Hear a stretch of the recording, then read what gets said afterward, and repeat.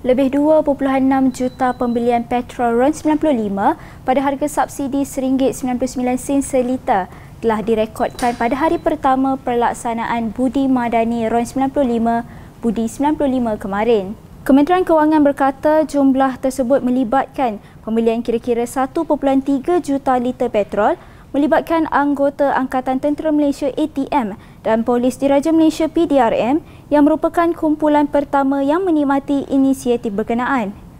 Berdasarkan laporan di lapangan, urusan Budi 95 berjalan lancar dengan sistem stabil dan pembacaan MyCard di terminal stesen minyak beroperasi dengan baik. Budi 95 juga diperluas kepada lebih 5 juta penerima sumbangan tunai ramah STR kategori B40 bermula semalam sebelum dilaksanakan sepenuhnya kepada 16 juta rakyat Malaysia esok.